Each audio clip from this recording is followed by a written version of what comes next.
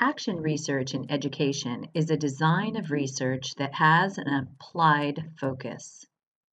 It is a practical method of research that has as its aim to provide a solution to a specific problem or issue at school, in a classroom, or within any educational setting. Action research can be quantitative or qualitative. Qualitative is a method that is based on journal responses, interviews, and the researcher's own reflections on the information obtained from the study. Quantitative uses statistics. It's mathematic and based on a computation of the results from the study. Within the scope of a school, action research offers a means for staff development, for teachers' developments as professionals, and for addressing school-wide problems. There is some criticism about action research. One criticism is that it is too informal, conducted by teachers and other educators who are not formal academic researchers. They feel that action research typically reports results of their studies to online journals and blogs rather than scholarly journals.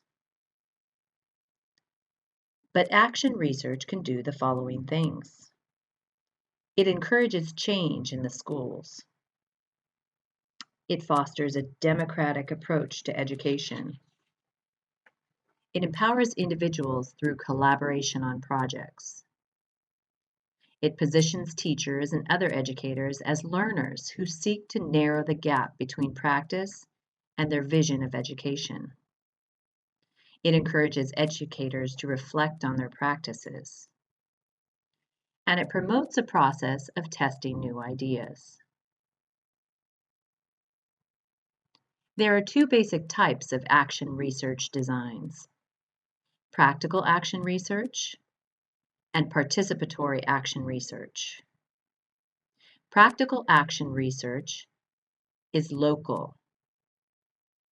It's research that often involves an individual or team of educators. An action plan is put into place. The focus here is improving teaching practices and student achievement, and often the researcher is the teacher. Here are some examples of practical action research that are pointed out in Creswell's book, Educational Research. An elementary teacher studies the disruptive behavior of a child in her classroom. A team composed of students, teachers, and parents studies the results of implementing a new math program in the junior high. A community college instructor studies his professional development using technology in teaching. Participatory action research involves studying social issues that constrain individual lives. It emphasizes equal collaboration and focuses on life-enhancing changes. Here are some examples of issues that Creswell points out as a possible focus for a participatory action researcher.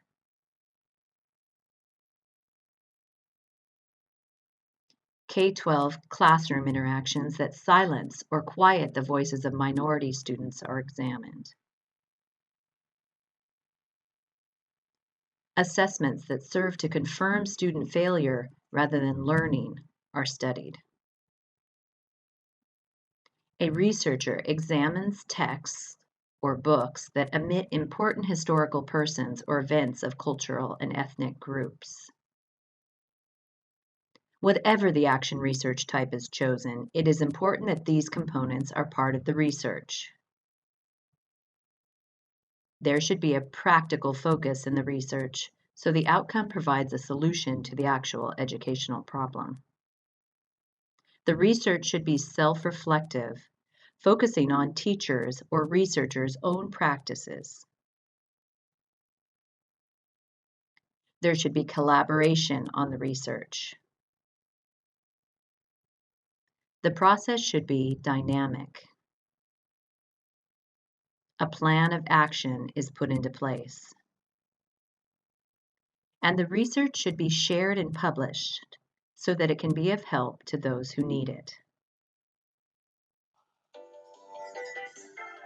Action research is a research design that aims to change education for the better and make our schools great places to be.